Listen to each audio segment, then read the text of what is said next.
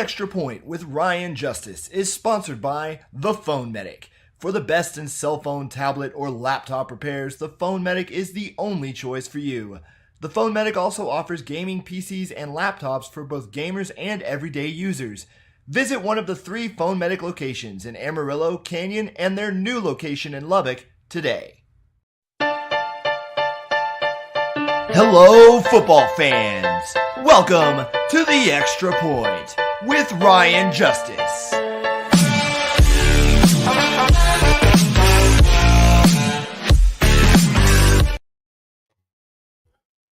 Week 9 in the books. The NFL trade deadline has come and gone. Injuries and all of the above. Welcome to The Extra Point, ladies and gentlemen.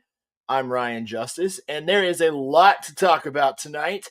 A lot going on in the NFL. The trade deadline came and passed. But first, I want to let you guys know to like, share, and subscribe. Ryan Justice on YouTube, at Justice8908 on Twitch. The Extra Point with Ryan Justice on both Spotify and Facebook.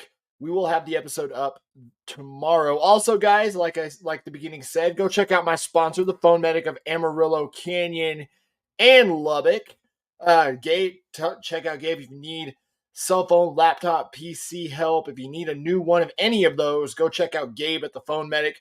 Also, guys, be vocal in the chat. Rep your team. Show some pride. Let us know if you agree with what we say. If you don't agree with what we say, we want to hear from you, the fans. And we also want to welcome back to the Extra Point, Andrew Martinez. Yay, he's back after vacation and sickness, being doubtful for a couple weeks. We were debating putting him on the IR, but Andy is back. How's it going, Andy? Good, had a good time off. Didn't feel great last week, but didn't have to be put on IR. So we're here to talk about week 9 and then get into week 10. Man, what a crazy league it's been so far this season. It's keeping you on your toes for sure. Some people would say that the season is drunk. I probably would agree. We'll go right into hot topics, and of course, the biggest topic of the day today, as I mess with my hair. The biggest topic of the day today was the NFL trade deadline. We had several big trades made before the deadline. Of course, we saw the Davante Adams trade to the Jets, DeAndre Hopkins to the Chiefs, Amari Cooper to the Bills. But there were some other huge trades today, notably Zadarius Smith going to the Lions to help them get their pass rush back after losing Aiden Hutchinson. We had Mike Williams and Preston Smith go to the Steelers, Marshawn Lattimore to the Commanders. Those are just some of the big trades made today. I'll start off with you, Andy. Which trade do you feel like is going to pay off the most? Man, if I think that with Detroit picking up Smith, I think is going to be, that piece that, with Hutchinson going down is going to be a piece they can really add in there. And if, Dan Campbell's kind of said it, he expects, Aiden to come back, hopefully this season, but maybe in the playoffs, see how far deep they go. But both those guys as a team, that's terrifying. Yeah, if you go against the Lions, that is a scary set of men to see. Well, I mean, some people have a Sunday night they want to enjoy this weekend. Zadarius Smith to the Lions. I think that one was predicted, though. I feel like the one that's probably going to pay off a lot is Mike Williams and Preston Smith to the Steelers, because they get a pass rusher already adding to a really good defense, but they also add Mike Williams, who's going to help expand the passing game for them.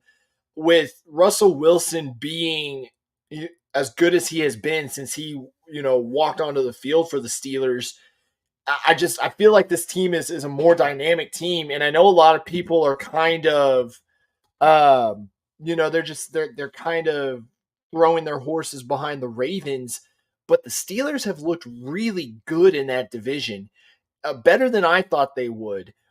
And adding some pieces could be the one thing that puts them over the top.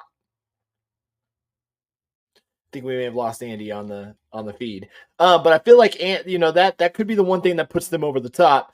But I also think that, Tre'Davious White going to the Ravens is going to be a big one as well. Of course, we mentioned Marshawn Lattimore to the Commanders, but I'm looking at these trades. Zadarius Smith does make the Lions even scarier than they already were. There's something about the Steelers that I'm looking at going, man, they had to get better at the trade deadline if they wanted to keep pace down the stretch in the last half of the season.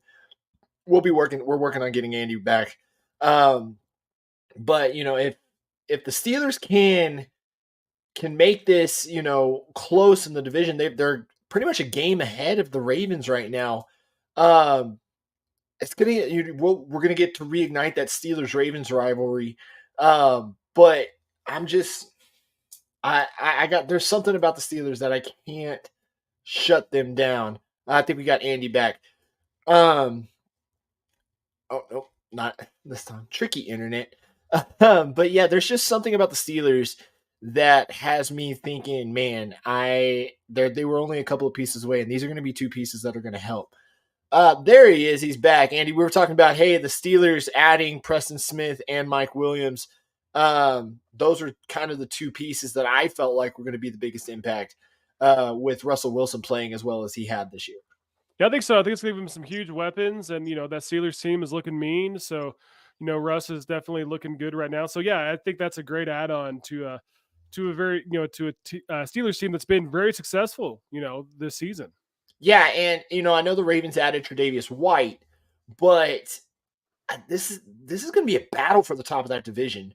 Like I said, reigniting the old Steelers Ravens rivalry.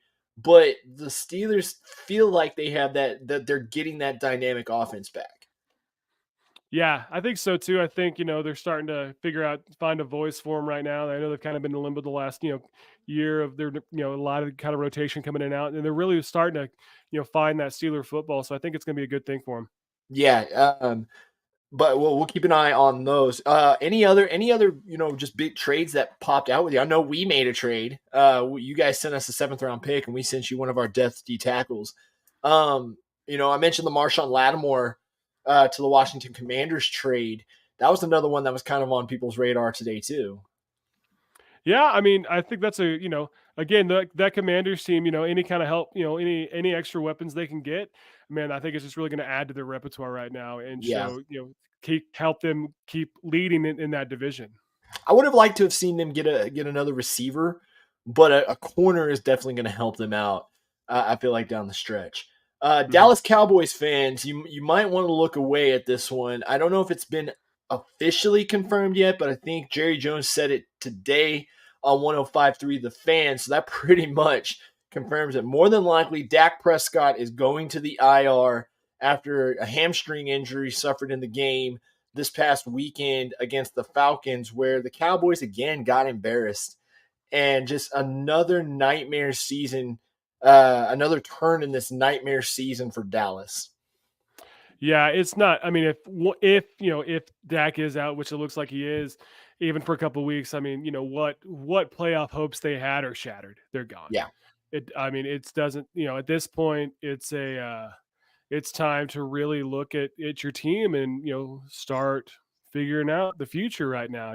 Because I mean, at this point, this season's washed, and you got to figure out your way on up out. But yeah, it's if that's it, Dallas is just I saw a report today. It was something like 36% of their salary cap is on the bench right now, injured.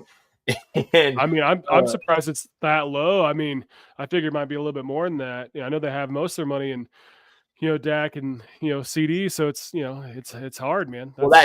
I believe that's going to be with Dak. So a third of your salary cap, $100 million on the bench right now, injured. CD Lamb actually had, he had some injury issues too that they were kind of looking at. So you may have CD Lamb going to the bench right now. But yeah, I agree with you. It's time to take a look at this season because it's not getting any easier. You got Philly this weekend, then you have the Texans, and you're playing this gauntlet of teams with that first place schedule that is just not going to let up. No, like I said, it's a tough road after this, and missing your star player is not going to help you. not even keep you close into it. With all the acquisitions we had coming into the day, we yesterday got a firing. Dennis Allen, the head coach of the New Orleans Saints, successor to Sean Payton. He got let go after starting 2-0 for the season and then losing 7 straight. Dennis Allen, I kind of had my fingers crossed that they would turn this around, but there was just so many injuries, and they just never really looked. I think we lost Andy again. They just never really looked like they were going to be able to right the ship, even with Derek Carr coming back, even with some guys getting healthy. You saw what happened to Chris Olave, and of course, thoughts out to him as well.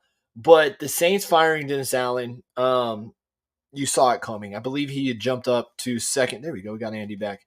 But I think, the Dennis Allen had jumped up to like after Robert Saleh got fired, Dennis Allen jumped up to like second or third on the odds board for the next guy to get fired.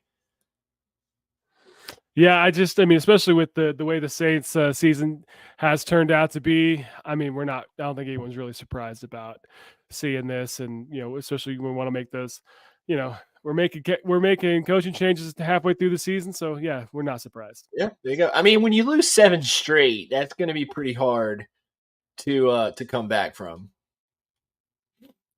In and out with Andy today. There he is. Yeah, when you lose 7 straight, that's going to be pretty hard to come back from. Well, that does it for Hot Topics. We're going to get into our game reactions, and can I skip over Thursday? Can we do that? I don't really want to go with this one on Thursday. Man, I guess we got to. All right, so the Texans go to New York on Halloween night and go up against the New York Jets. They get a first half lead and then proceed to blow it. The main story coming out of this game were the 8 sacks that CJ Stroud took, and just the other dominance of left guard Kenyon Green in this game. We saw him get benched in the Colts game in favor of Jarrett Patterson, who came in for about 10 plays and looked really good. The Texans went down and scored a touchdown in that game. And then Patterson gets a concussion, so Kenyon Green has to come back in. And they put him up against Quinnen Williams. And the Texans' pass protection in this, this season has been atrocious, or at least in the last 3 weeks. You're looking at over a 55% pressure rate with this Texans O-line these last 3 games. And I hate that this is a game that they should have won. Their defense is better. I know Stephon Diggs is gone, but your defense should have held up, and Joe Mixon could have carried this game for you. Yeah, it's definitely a tough one to lose. It's that. Aaron Rodgers had a great game. He looked super solid. I know he had 3 touchdowns, but it's like, yeah, it's a game that definitely shouldn't have gone the way it did, for sure. Yeah, and now the Texans have questions at left guard. They got questions along the offensive line, which they've had questions all year. Whether it's been the physicality, the run blocking, like I said, over 55% pressure rate these last 3 games. And now you've got Detroit coming into town on Sunday Night Football. And it's not going to get any easier for here. No, especially with a game like this, it's hard for your bounce back game to be to beat the Lions. Yeah. That is a team that is taking no prisoners, out for blood every single game. And that's a hard one to bounce back from. What's baffling me about this team, what is kind of getting under my skin, is they showed the ability to adapt last year. Granted, there were times where it felt like they had to be drug kicking and screaming into it, but they showed that there were times where they could adapt, and they just haven't done that this year.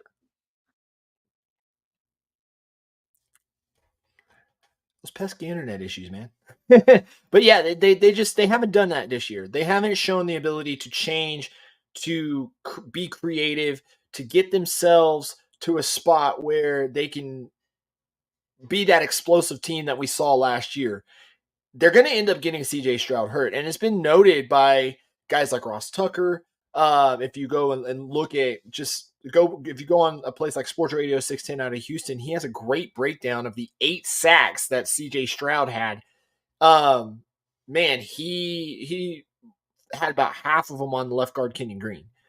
And it's showing that CJ Stroud is now starting to feel this pressure. CJ Stroud is now starting to overthink things in this run game or in this pass game. And he's starting to not be on time with his throws. And it's really getting this offense to sputter. So I hope that Jarrett Patterson can come back. I hope that Nico Collins can come back and we see improvement on the offensive line, especially in the pass game. I think if they can get what they got out of Jarrett Patterson, we'll see a much different Texans team. Hopefully they get Nico Collins back this week. He is eligible to come off of IR, but they can't be losing games like this. And I am terrified. As it's well known, I'm a Texans fan. I am terrified for this Texans team going into Sunday Night Football against Detroit. And I'm shocked that they're only, we'll get into it more in previews. I'm shocked that they're only 3.5 point favorites because the way this Texans team has played and protected the passer, they could eat them alive. And now that they have Zadarius Smith, man, it's going to be hard. It's going to be really hard for the Texans to bounce back from this game. They have to get better play out of their offensive line. Moving on, so 5-3 Broncos against the 5-3 Ravens, and this was kind of a prove-it game for Denver. Bo Nix had been playing really well. We're working to get Andy back. Bo Nix had been playing really well. The Broncos kind of looked like they had some momentum going into this game. Again, 5-3. I didn't expect Denver to be 5-3 in this game. There's Andy. We moved on to the Broncos Ravens. I didn't expect Denver to be 5-3 in this game. And I thought that, okay, this is going to be the real test for Denver. And boy, did they get put in their place. Yeah, they really did. But even in loss, I think Bo Nix still looked pretty good, man. I think it's still the guy that, that they want to build in Denver. They definitely, definitely got taken to the shed for sure. But man, I think there's some definitely some good potential there in Denver, even with this loss. Yeah, I was kind of down on Bo Nix. This was kind of a, okay, kid, you got potential, but here's what it takes to be really good in this league. Nix he caught a touchdown. And what was a good, what was kind of a, hey, you got mossed by the quarterback type of moment. But, he was 19 to 33, 223 yards, no touchdowns, no passing touchdowns. He got sacked 4 times. Again, this was a very much a welcome to the league rookie game, I think, for him. And just kind of shows you where the Broncos kind of got shown where they were in this league. Yeah, I agree. So moving on, speaking of the Lions, they went to Lambeau Field to take on the Green Bay Packers. And boy, the day you talk about putting a team in their place, the Packers had some momentum. And I think because the Packers have a good defense is the only reason the Lions scored just 24 points on them. Yeah, I think so too. I mean, this game, the first couple drives were looking, pretty even, and then, I mean, after that, the Lions just took control and never looked back. They were just relentless. And again, for a team to I think Jared Goff had, less than 200 yards and to still put up as many points as they had. I think he only missed, like 4 or 5 completions. Like, I mean, this team is just on fire. And they did it in Lambeau, in the rain. I mean, they showed that, hey, we're not a dome team. We can go out there in the elements. We can beat anybody anywhere, and we're going to show you why. I think if the roof stays closed at NRG this coming Sunday, I think Jared Goff only plays outdoors 3 times this year. 4 if they open the roof this weekend. What's crazy about the Lions is they got outgained by double in this game. The Packers had over 400 yards of offense, and I think the Lions only had like 250. And this is the second week in a row that has happened where the Lions on the ground, and I think this could very well happen in this game coming up this weekend, where the Lions just get outgained almost 2-1, in the total yards category, but they are just dominating opponents. And they're not letting teams score unless they want them to score. That's what it seems like. Goff had he didn't just have under 200 yards, he had under 150 in this game. Yeah. They didn't need him to be a superstar. No, I think, again, I just pulled it up. I mean, total yards was 411 for Green Bay and only 14 points. If that doesn't tell you how dominant the Lions are on that defense, keeping people out of the end zone, it's incredible what they have there in Detroit. And here's the thing, that's with a pass rush that people had questions about with or without Aiden Hutchinson. Now you add Za'Darius Smith to this mix going up against the Texans line that has all sorts of questions on it. Oh man, I'm gonna need some aids on Monday night, man. It's gonna be a rough one. But yeah, I feel like this is, and now I think the Packers had their next game is in Detroit, and that's going to be another, hey, this is where you stand in this league type of game. The Lions are the only team to me that I feel like really could stand a chance and just shut down the Chiefs. They're the only team in the league I feel like could do that. Well, I mean, if you look at last night's game against Tampa, again, the Chiefs, had some solid moments. They almost let Tampa come in there and get it, but it's they keep squeaking out that win with a team that is as aggressive and pedal to the metal as the Lions, who are going to be relentless. I don't know if a Chiefs team right now that just isn't dynamic enough can outplay that. Is going to be able to get gritty enough to get a win over these Lions. If there had been some continuity from last year, I would say Bobby Slowick for the Texans would be a guy who could do what he did to Cleveland last year and use that aggression against them. Because that's exactly what he did to the Browns, who had the number one defense last year. And I'm really surprised more teams haven't tried to do that against Green Bay, to use their aggression against them. And it's either they have, and Green Bay or the Lions are just too much to handle, or you've got a bunch of offensive coordinators that light bulb hasn't clicked yet. But they're the best team in the league, hands down. Like you've got to admit right now, they're the best team in the league. Yeah, absolutely. Yeah, everything's it's going to be, that North is going to be. Oh, we're losing Andy pretty tight again. up there.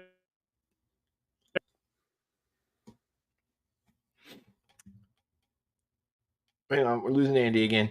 North is going to be pretty tight, and the Bears seem to be the ones that are falling off. But I've even seen some cracks in the next game that I'm bringing up. Colts Vikings had Sunday Night Football, and for all the talk about the Vikings and the Vikings momentum and everything like that, you finally started to see Sam Darnold be Sam Darnold. And I'm looking at his stats right now: 2 interceptions, 3 touchdowns, 290 yards.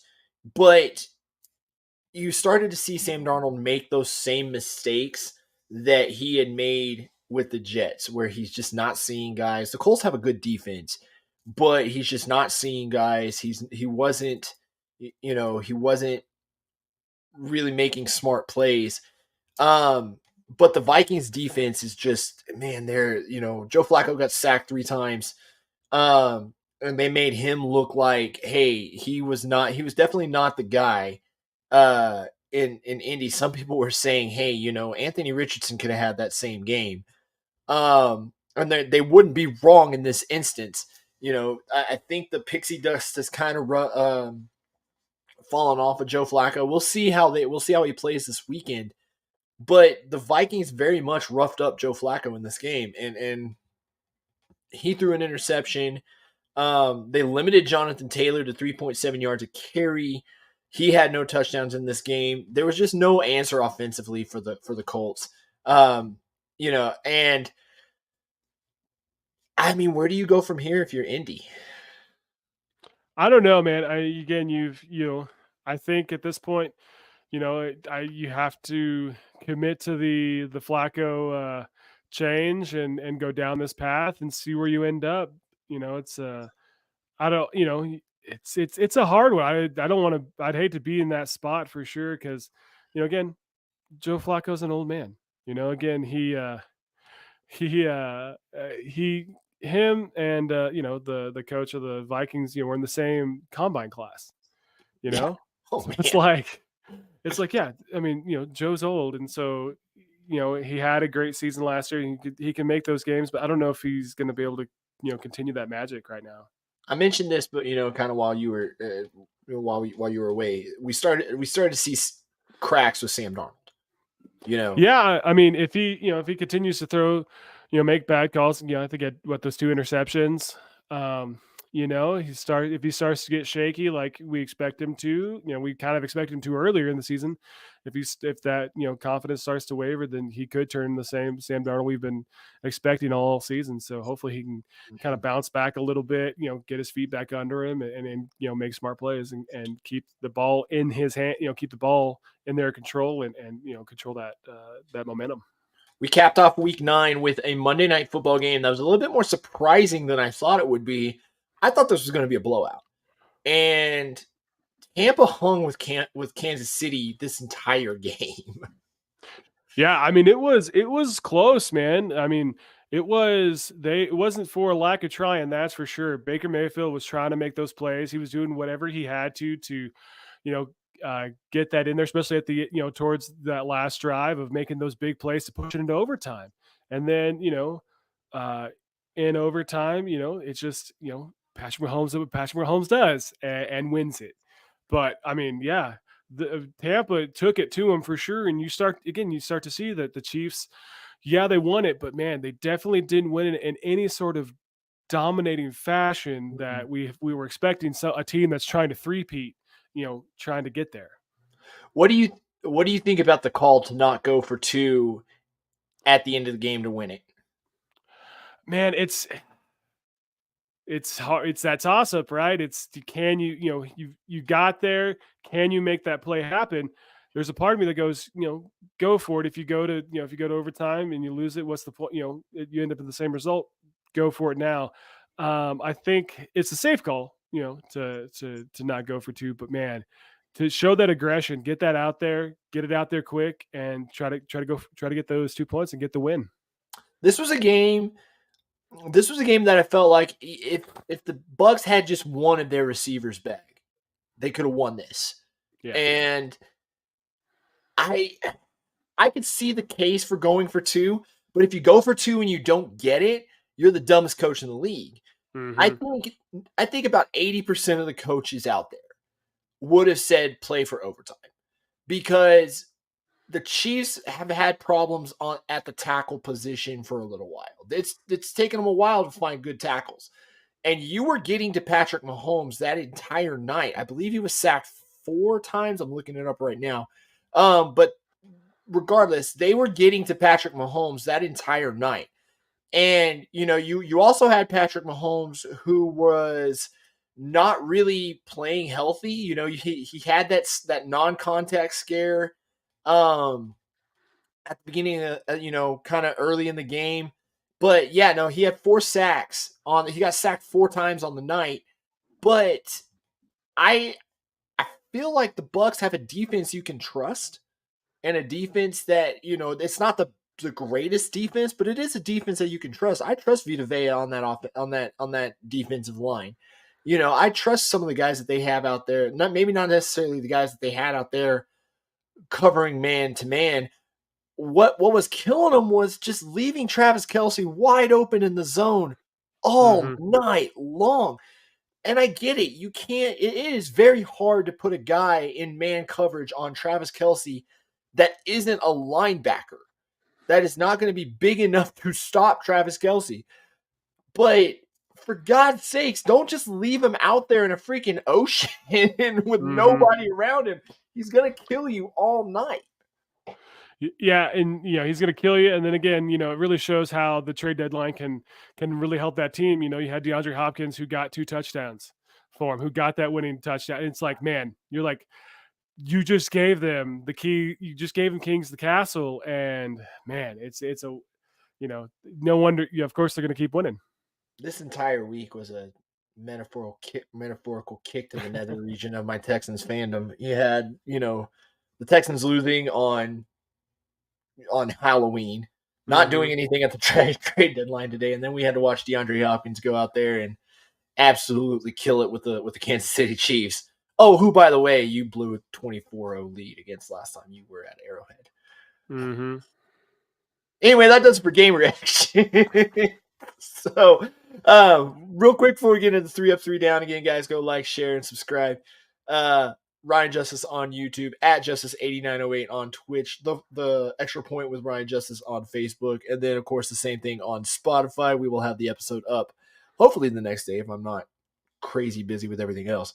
And then, of course, guys, go check out the sponsor, the Phone Medic of Amarillo, Canyon, and Lubbock for all of your tech repair needs. And if you want to upgrade some of your tech, Gabe will hook you up as well. So now it's time for 3 up and 3 down. This is where we pick 3 guys that we are like, hey, you know what? They're on the up list this week. And then 3 guys that were like, yeah, you deserve to be mocked. First up on the up list, and again, this one's another one that is a kick to my metaphorical kick to the nether regions of my Texans fanhood. But he had to be there. Garrett Wilson with that catch, which I would argue is still not a catch. Because I saw some other catches this weekend that were very similar to where his knee was that were not catches. But I digress.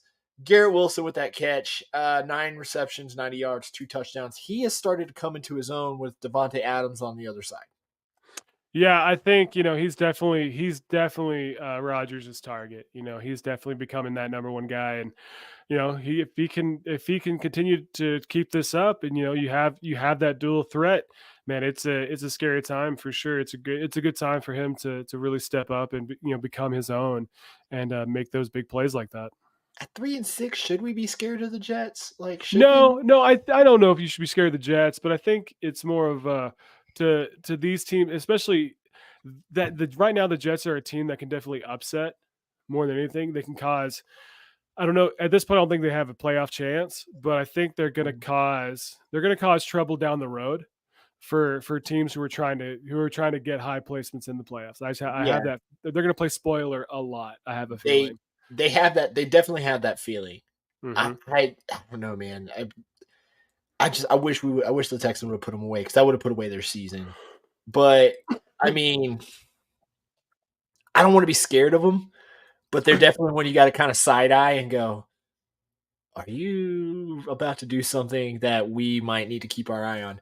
But at the end of the day, you're still dealing with Aaron Rodgers, who can still do Aaron Rodgers things when magically the ayahuasca's out of his system. So, or when it's hitting just right. Yeah, maybe. Now he's got plenty of that cayenne pepper and water in him too. Yeah, and so I think as they get that that team up, man, I have a feeling they're gonna play spoiler a lot for sure. Yeah, no, I definitely. This one also hurts. I guess the up list is there to hurt me this week. DeAndre Hopkins, we just mentioned him, 8 catches, 86 yards, 2 touchdowns in his second game with the Kansas City Chiefs. And as somebody who has watched D-Hop since his rookie year, it only gets better from here. And you give Patrick Mahomes, a guy like him, who is the best quarterback that D-Hop has ever played with, and he's going to do crazy things with that football. Yeah, I think so. I think last night showed that if you give those two time, just a little bit of time and some way to meld, it's going to just grow as we enter in the back half of the season, and it's just going to be it's going to continue to be super dynamic. Again, you have that threat there, and if not, then you have to worry about Kelce, and then it's just Hopkins you can't just put one guy on him because he'll smoke him. And so you're always going to try to double him, but then you're going to leave someone else open, and it's going to be just a bad night for any kind of defense. That's exactly what you want out of an offense. Mm-hmm. You got undersized guys that are going to try and cover Travis Kelce, who, yeah, he may not be able to get the yardage that he's able to. But if he's gonna have 14 catches in a game and just start mowing over people, I mean, that's something there. And then guess what? You got Xavier Worthy, who is who's got rockets on his feet. And then, hey, you know what? You got Kareem Hunt and rookie that Steele guy who went to freaking alligator out of the backfield as well. The only thing I feel like that can sink the Chiefs, though, again, is this offensive line. And that's why, you're in our group chat now with us. That's why we were talking last night. Like, I could see the Chiefs either running the table or something happening where teams figure it out and the Chiefs start losing some games. That's I don't know that I don't know why I'm saying this about an undefeated team. I feel like more than likely the Chiefs are going to start really putting it on, but they still feel beatable. Yeah, that's the thing, right? We kind of touched on it that yeah, they are undefeated, but man, they're definitely not the dynamic like, oh yeah, look at them, they're just destroying every single team out there. They're just getting by. They're they're getting out there, they're figuring out a way to win, and they're continuing going down the road. And they're letting their defense lean on people. Yeah, I think coming up for them, they're gonna have some. A couple of tests.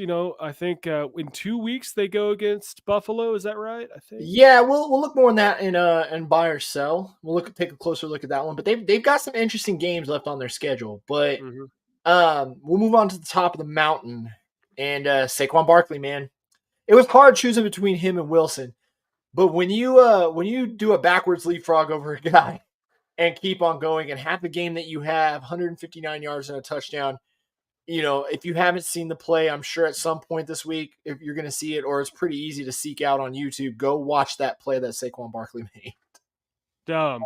Just dumb. Again, and before that, he rolls off of 2 tackles and continues to go and then leapfrogs backwards. So it's like, every play that he touches, I just think in his mind, he's going like, I'm going to have someone in New York just quit whatever they're doing about football because of they let me go. Yeah. I mean, at that point, I'm going to show them and why they should all be fired. And look what you could have had. But yeah, it's just, he give him the ball, let him do his thing, and he'll make it happen. I'm pretty sure every time he makes a highlight play, he's throwing a middle finger to Joe Shane, who was just selling him down the river and throwing everything he had in with Daniel Jones, who, by the way, went 4 for 4 for 0 yards and a touchdown in the first half. That he was a candidate for the down list this week, but there were some other things that factored into it. But yeah, it's like we said before, this team goes where Saquon Barkley goes, and now they're getting receivers healthy again. But Philly with the threat of a run game is just. I get that that they have beaten some softer opponents, but this is the times for Philly to get right. And they got an easy game. I would say they got an easy game coming up against Dallas. I want to see what they do against one of the better teams. I'm ready to see what happens when they go up against Washington. Yeah, I think that's gonna be a real test for them. Again, it's not like Jacksonville wasn't close. Jacksonville tried to come back and win this, and they almost. It's wild that Jalen Hurts is looking good. Barkley's looking great, but then Sirianni is not making great calls that almost let a Jacksonville team come back and win and beat them out. So they definitely still have some questionable things that it still feels like that foundation's rocky. For the second week in a row, I had to watch my son go through emotional distress. Oh man. Yeah, he was up and down in that game. Speaking of down, we went 3 up and we're going to go 3 down. Next up on the down list, the Chicago Bears. They get absolutely just run off the field by Arizona in a game where they had to close the roof because of the weather, which I don't know why they had the roof open anyway if there was going to be bad weather. That's a question in and of itself. But anyway, 29-9, and the Chicago Bears have now dropped 2 in a row. And I'm getting the feeling more and more that Jaden Daniels pass broke the Chicago Bears. I mean, it kind of looked like it for sure. This is a Chicago team that don't get me wrong, with with Caleb Williams, you're going to start off rocky, rookie quarterback, looking good. They're still at 500, so which is still better than a lot of teams right now. But still, it's if they can't get it together and kind of bounce back from that Commanders loss, the wheels are only going to come off from there. I mean, I'm looking at this game, and Caleb Williams gets sacked 6 times, Oof. but the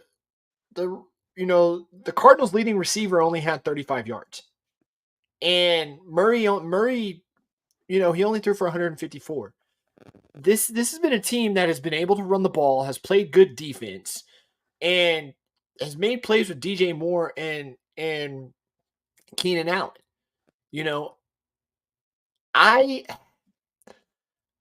They very much could be a team that can't hit back. They can't. They get a heartbreaking loss like that to Washington, and it feels like they're the type of team that they're going to pout over it for the rest of the season and let them slide away. Mm-hmm.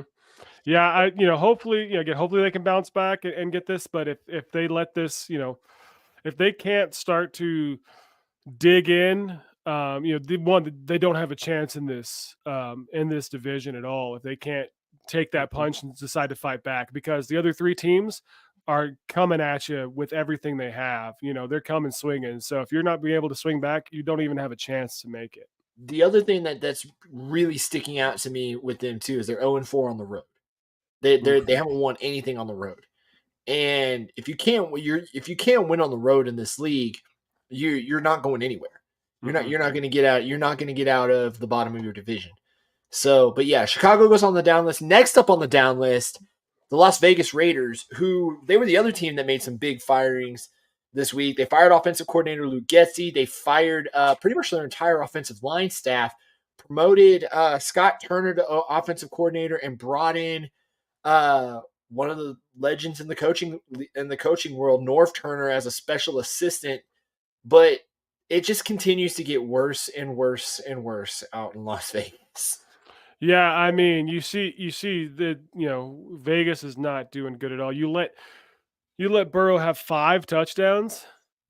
Had the game of his season so far, and Yeah. I mean, you let it happen on your watch. I mean, that's a tough one to come back from. It's a lot of we understand that it's a lot of rebuilding and you're trying to figure things out, but man, it's going to take a lot, especially as we head to the back of this and in the off season of figure out, you want to start planning for the future now. That's another team that I was surprised didn't make a move at the trade deadline, because Max Crosby had a lot of trade talk. And if they really are going full rebuild, if they really are saying, okay, let's start the rebuild, the season's done, let's start the rebuild process, I'm really surprised they didn't try to move Max Crosby. And they've got pieces. They're in the bottom 4 offensively in the league. There are pieces. Like, I like Brock Bowers. I think he's definitely a solid tight end. You've got Max Crosby on the defensive side. There's pieces you could build around, but I just don't see them. I don't see them making the right moves. I see them making some. I see them being the team that drafts Shedeur Sanders. And just being the same old Raiders. But yeah, I that's one to keep an eye on. Maybe Scott Turner comes in and the offense turns around a little bit. But yeah, Raiders on the down list this week. Next up, the Factory of Sadness. It is the New Orleans Saints. Not only do they fire their head coach, but they are also $60 million over the salary cap. And the next closest team is $3 million over the salary cap, which is the Cleveland Browns, who have the worst contract in football right now. So the Saints, man, it is start 2-0. You look like you're about to be the belle of the ball and just start destroying people, including, I believe, Tampa. and when Tampa had Mike Williams and Chris Godwin, and all of a sudden you lose 7 straight, and now you fired your head coach. Now it looks like you're in salary cap hell. You can't make any moves. You can't get rid of Derek Carr, who is looking like a dumpster fire, and you can't bring anybody in. The Saints, I think it's the Bills are coming due for New Orleans. Yeah, I think so. And unfortunately, they don't really have much to show for all those bills to be paid. It's not like, hey, well, we spent a ton of money, and we show because we show you look at the Rams a few years ago that they showed if you want to spend a lot of money, you can do so and win a Super Bowl. But the Saints have not had that happen, and so yeah, it looks like you said, a lot of bills are coming due, and they have nothing to show for it. No, not a thing. I mean, they got the one Super Bowl, but that was 15 years ago. Yeah, yeah. I mean, by that point, I mean, I don't. We're gonna get back to the New Orleans Saints, aren't we? Like this is where it's gonna be. And if they draft a quarterback, what do they do with Derek Carr? They've got to find they've got to the draft to me is their only hope because they are an aging team. They're an old team, and they haven't. They don't have room to bring guys in that could make a difference on this team because they kept kicking the can down the road with Drew Brees for so long, and guys like Alvin Kamara and Michael Thomas and Marshawn Lattimore and Cam Jordan and just so many guys that they had big contracts on that they just kept borrowing against. And now it's like, okay, you're in a corner. You have managed this so poorly, but yet somehow, some way, they always find a way to get above this, to get above and get something done. I think they're cornered now, and they did get rid of Lattimore today, but it's time. It's time to start shedding these expensive guys. Maybe everyone except Derek Carr. That'll be really hard to get out of. But it's time to start shedding these expensive guys and moving on to really rebuilding this team. yeah, I can't put a finger on who would want to be head coach of this team with the salary cap situation the way it is and the roster built the way it is. Because if you're a head coach, you're coming in with hands tied behind your back. You're stuck with Derek Carr. Yeah, you're going to need someone to come in, you're going to need someone come in who can really figure out, manipulate, who's good at the numbers aspect of it, of that side of it, working with, your GM to figure out how can we offload this and make it successful for us and still have a decent team. Yep. That'll do it for 3 Up, 3 Down, guys. Hey, thank you guys for tuning in tonight. Sound off in the chat, rep your team, shout out your team, let us know how everything is going. Hey, chime in. We want to hear from you guys, the fans. Like, share, and subscribe. Ryan Justice on YouTube, at Justice8908 on Twitch. We are halfway to 50, guys. We need that last push to get to 50 on Twitch to get some really fun stuff going on. And then, of course, the Extra Point with Ryan Justice on Facebook. So now it is time for buy or sell. This is where I'm going to throw a take. We're going to throw some takes out there. We want to hear you guys in the chat, too, if you are buying or selling the takes that we got for this week. We kind of mentioned it earlier, but the first buy or sell, the Chiefs can stay undefeated. I think I'm gonna sell. Yeah. I just don't. I think they've kind of shown, like you've talked about. They have some trouble up front. Guys are getting to Mahomes, so if they can keep that going, that's really going to throw things off. He's not playing at 100%. So if you can keep getting to him, those injuries, they're going to come around. Don't get me wrong, he's tough. He's always wants to jump back out there and make it, but. I think this week they go against Denver, and then the week after is the Bills, and I just don't know that Josh Allen is just leading those Bills to great things. So, if they can pull past Buffalo, maybe, but I think if that's going to be their first roadblock, that's just going to be tough for them to stay undefeated. With everything kind of adding up towards this end of the year, man, it's going to be hard. The 3 toughest games remaining on their schedule is Buffalo, the Texans, and the Chargers. They didn't score more than 20 points on the Chargers and only beat them 17-10. The Texans and the Bills both have really good pass rushes. Mhm. The Texans are the number 2 defense in the league right now in terms of yards per game. That defense for Houston has not been the problem, and they're getting guys back. And if they can fix the pass protection, that could be a duel right there. The Chargers have a really good defense. The Chargers have a good running attack, and they're really well coached. They're a top 10 defense. They're allowing less than 200 yards a game passing. They're allowing just over 100 yards a game rushing. Their problem is scoring. But if there are 3 teams that you can look at, and by the way, if you haven't tell, I'm selling this. If there are 3 teams that I can look at and say they could get the Chiefs, it's the Bills, it's the Texans, and it's the Chargers. However, there is also that possibility the Chiefs do this every year, where they have that one team that you don't think could get them, that you're like, they have no chance of winning. They always come around and pull one over on Kansas City. And I'm looking at the schedule and I'm trying to think of who could do it. I mean, they play the Steelers too. Mm-hmm. That's going to be another tough game, especially with what the Steelers added. So that's 4 teams that they could that could theoretically hang one on the Chiefs.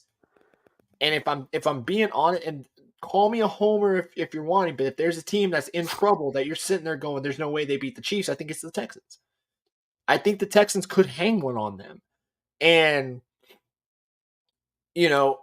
especially if they've gotten things right by then. But there's not with the schedule that they have coming up, they can stay undefeated. No. Yeah, So I'm in agreement. This one's for you. Christian McCaffrey coming back this week. Looking like he's coming back this week. So with that, Mr. 49ers guy, Christian McCaffrey's return turns around the 49ers season. Man, I am going to buy, biasedly for sure. But I think, with even if he's not, 100% in that those first couple games, every down that he's out there, teams are worried. Teams are scary. I think that's going to open up guys elsewhere on the field to make big plays. We've seen Kittle step up. We've seen him step up in these last 2 games. And so when you have a guy like Chris McCaffrey, I think he's really going to maybe take some of that pressure off some of the other receivers. He's going to help, us get to more guys with that threat. Is going to take up somebody. So I think it's going to help, keep that around. Is he going to be the dynamic game changer when we pick, like we did the trade line when we picked him up? I'm not so sure, but I think he's going to help this team really figure it out and spread that wealth even more. You could always look at it and say it could take some time for him to get around. Their next 4 games look like this: at Tampa, home against the Seahawks, at Green Bay, at Buffalo. I think they lose 2 of those games. I think there's a very good chance they could lose 2 of those games. And then that would probably put them at 6-6 if they split it. Their best chance would be to go 11-6 because, if we're looking at the rest of the schedule, after the Bills, Bears, Rams, Dolphins, Lions, Cardinals. I think McCaffrey coming back definitely helps their playoff chances. And I guess that would count as turning the season around, so I can buy it. But I don't see San Francisco as this dominant force that they were these last couple of years. Maybe it changes once they get into the playoffs, but I don't see them. If they would have gotten Christian McCaffrey back earlier in the season, maybe I could see them being, becoming that dominant force again. I'm buying that CMC can get them to the playoffs. That's where I'm going to leave that one. Next up on buy or sell, it is time for a Dallas Cowboys fire sale. I know the trade deadline was today. The Cowboys brought in they gave up a fourth for a guy that has less than 1,000 yards in 24 games and no touchdowns, who was a former second round pick from the Panthers.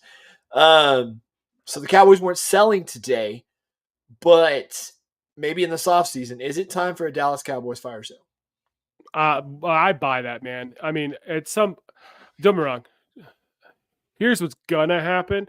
Jerry's gonna be like, y'all don't know how to run a team. I sure do. Look what I've inconsistently done for the last 100,000 years. For the last 29 years that I haven't done anything.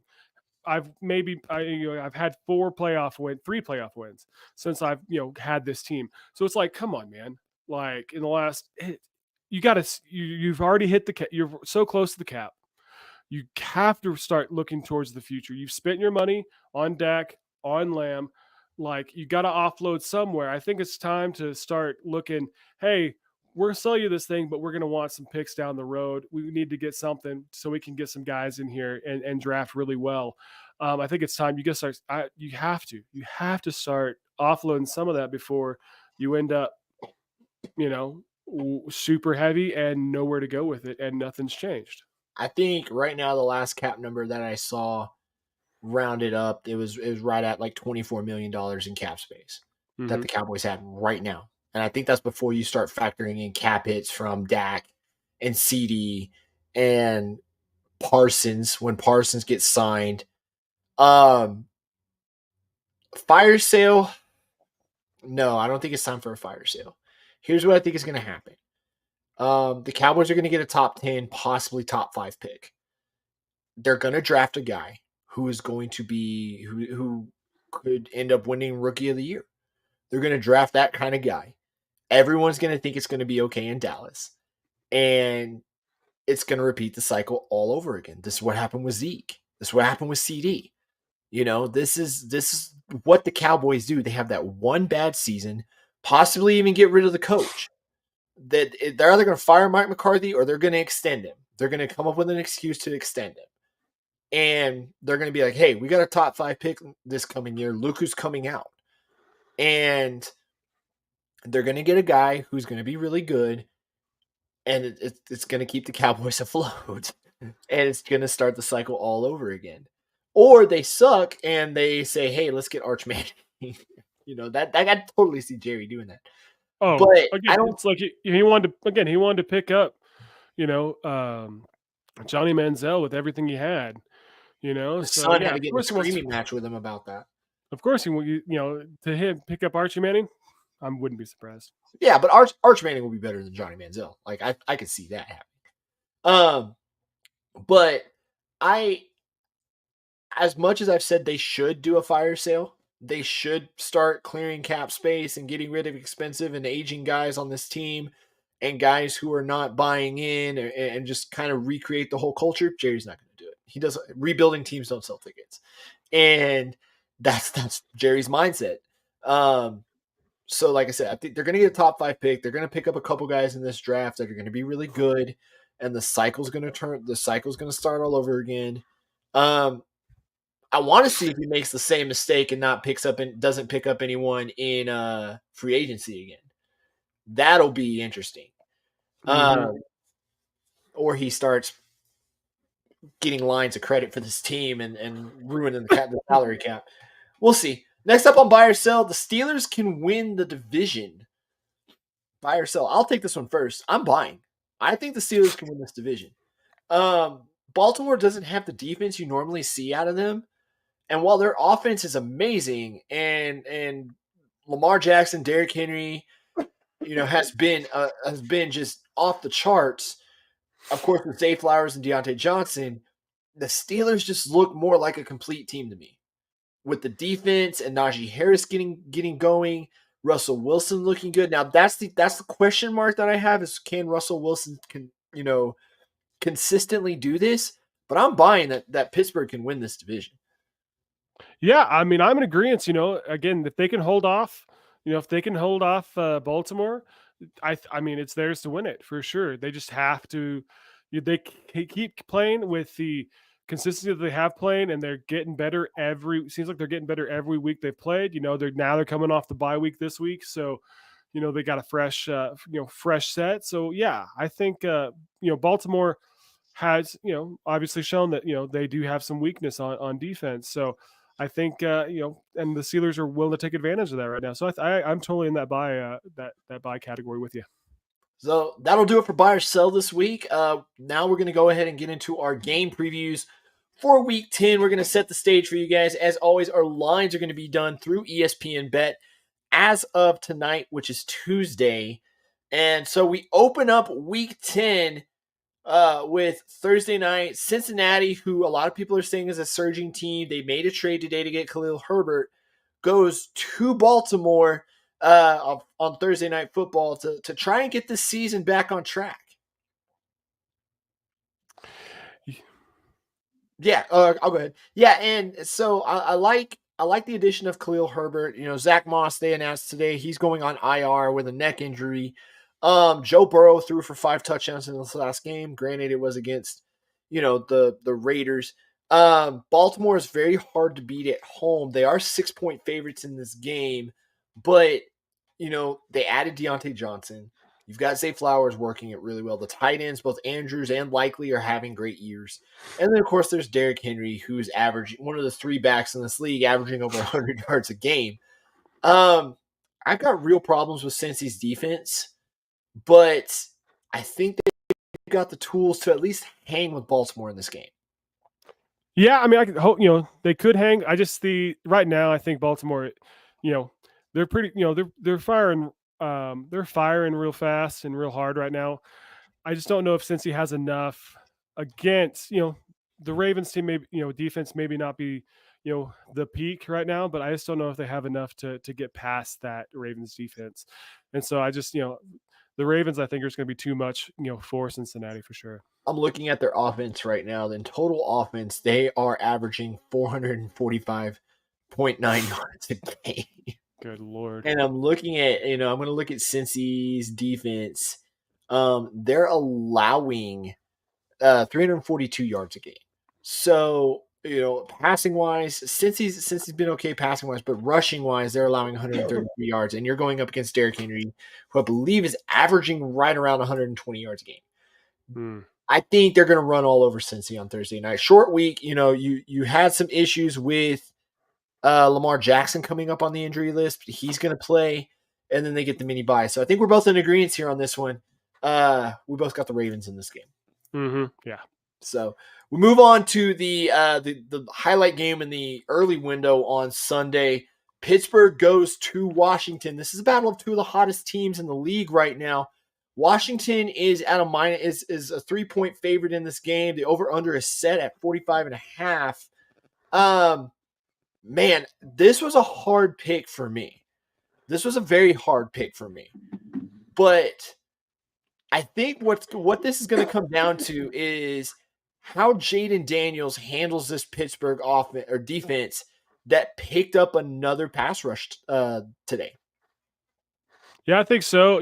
I think that, if they can overcome that and, see if he can keep everything, if Daniels can keep, the level head that he has and make some good plays, I think, his legs can definitely help him, keep him in there and his arm's definitely there for sure. And they've been playing really smart football. And I think that it's really going to be a tough one. I think it's almost even, in the odds, but I think, man, it's going to be a close game for sure. I think I have, Washington, kind of maybe eking this out, but man, it's going to be a tough game for sure.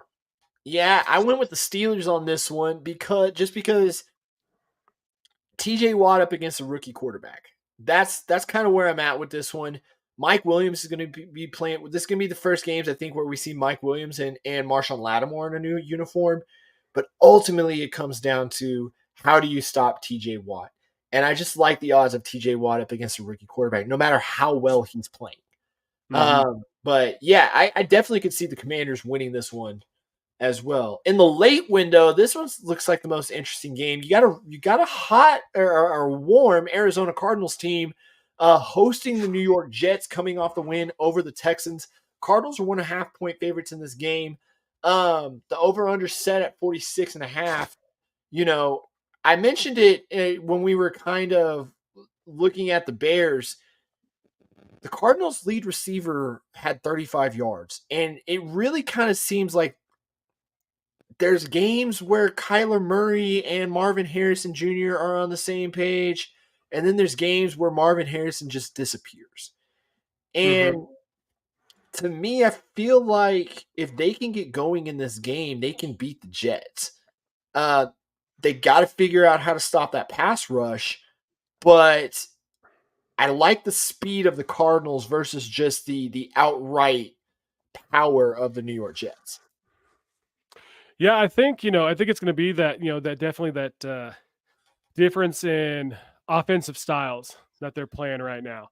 I think, the Cardinals are always that team, they're, you know, they can make big plays happen. They're a fast team. They can take it to you.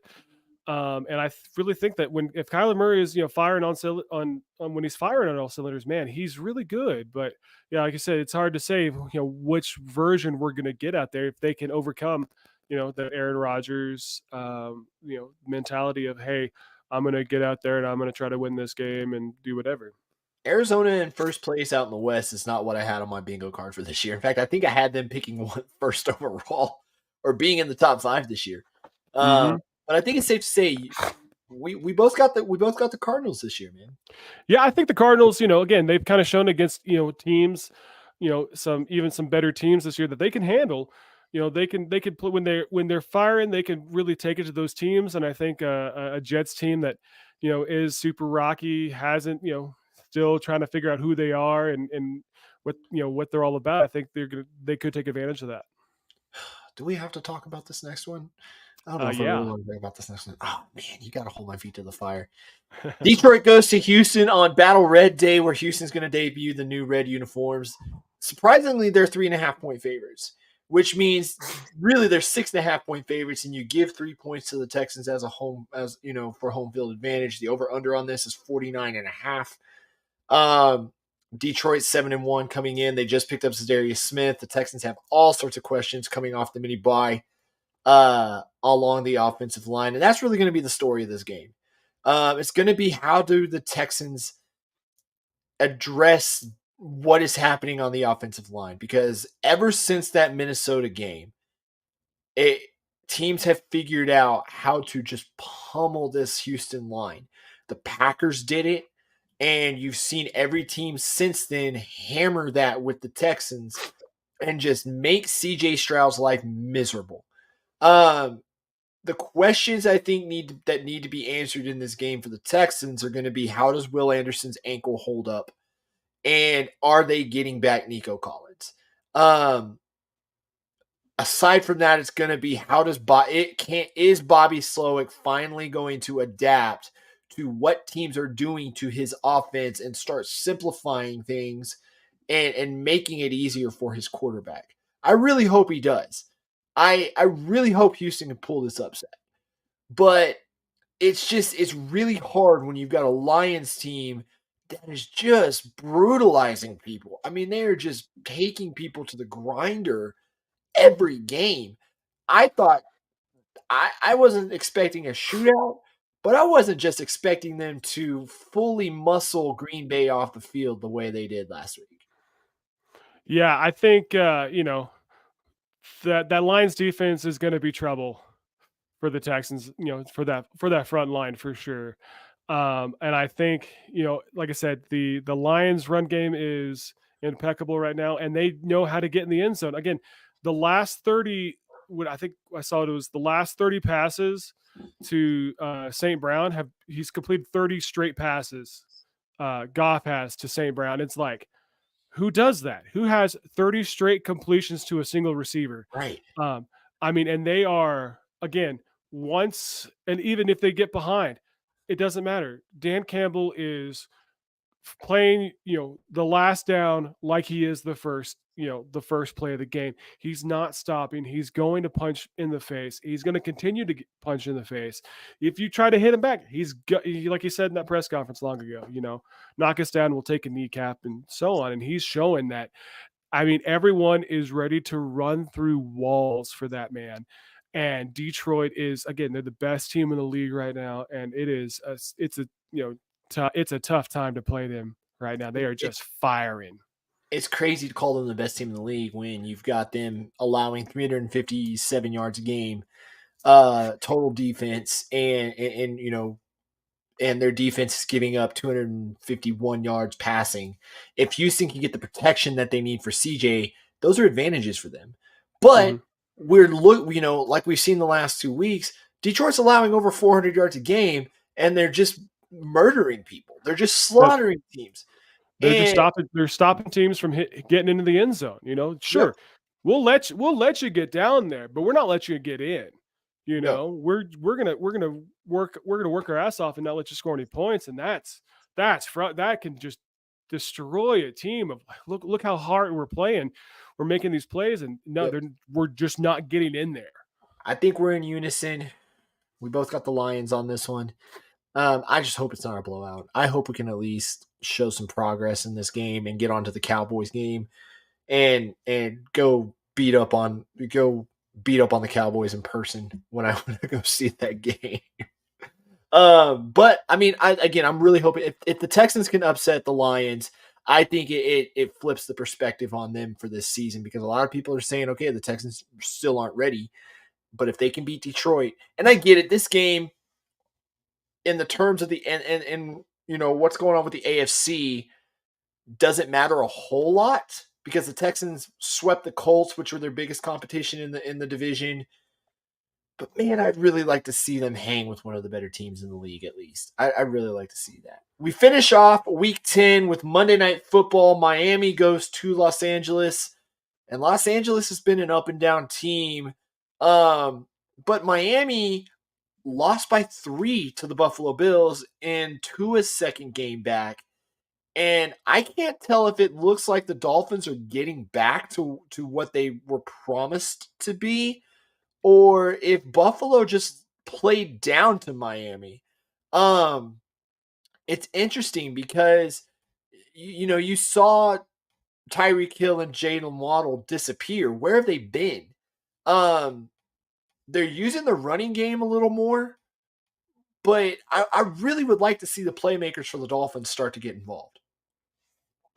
Yeah, I think they need to. I think they really have to, as Tua's come back, they really have to start picking up and getting back to that offense that we were all afraid at the beginning of the season for them. But I mean, they took it to Buffalo. Thank God for a 61-yard field goal, and they got that win. But I mean, they have to start looking dynamic. Otherwise, this Rams team, battling a bunch of injuries to begin with, but they're starting to fire, man.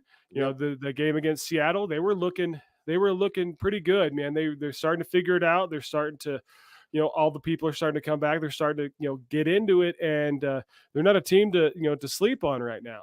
No. I mean, Tyreek Hill had 80 yards in this last game. I mean, Odell Beckham's an afterthought on this team. I haven't seen where's Odell Beckham been. The Rams traded Tre'Davious White today, which is one of their, really good corner.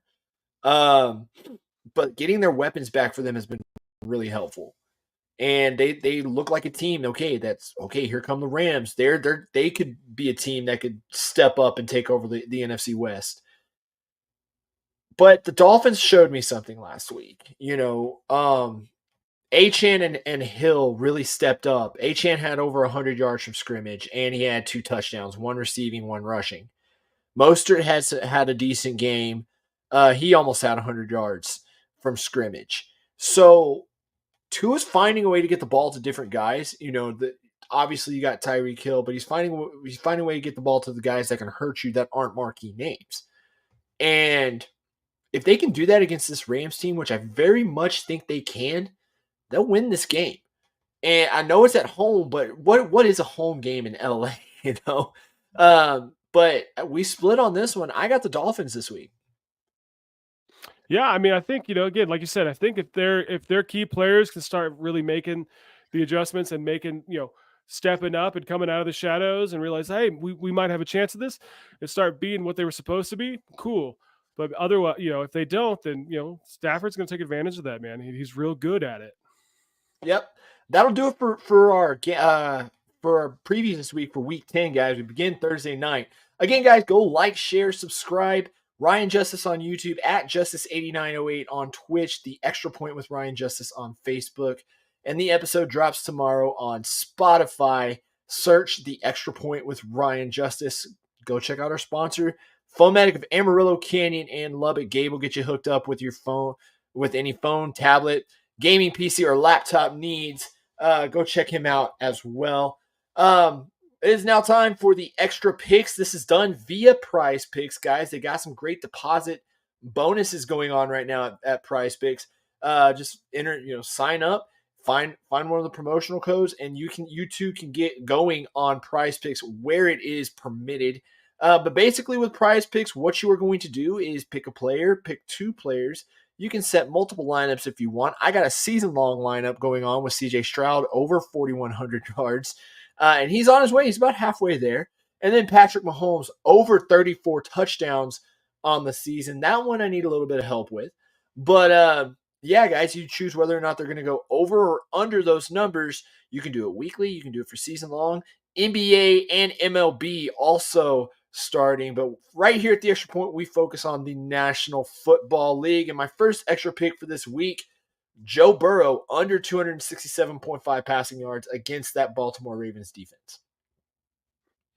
Yeah, I mean, I could definitely see that happening. He hasn't, besides the last game, he hasn't, really put up super stellar numbers. So I wouldn't be surprised for sure.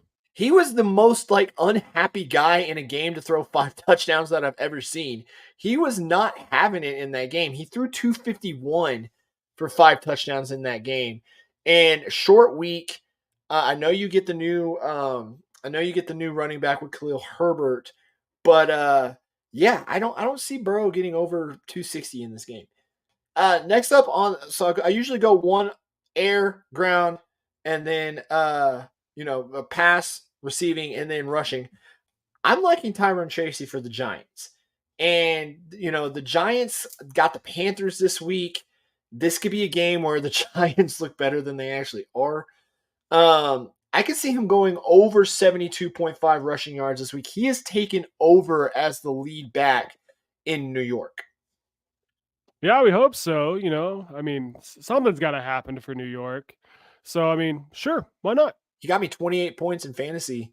Not this past week, but the week before.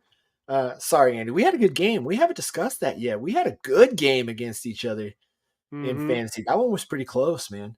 Close. This one, the next one, my last extra pick for the night, Keenan Allen over 42.5 receiving yards against the this week against Arizona, or that was last week. Sorry. Keenan Allen over 42.5 yards against where are they at? Oh, against New England. This week, New England, worst offense in the league, one of the worst defenses in the league. And yeah, I can see the Bears. This is a get right game for the Bears. If they lose this, the wheels have officially come off. Yeah, I agree. I think that's a very safe pick for sure to get over 42.5. So I think I agree. New England's not good right now, and if they can't do that, then call it. Well, guys, that's going to do it for tonight. Andy, man, thank you for toughing it out, dude. I know you were you had the questionable designation coming into this, man, but hey, good to have you back, brother.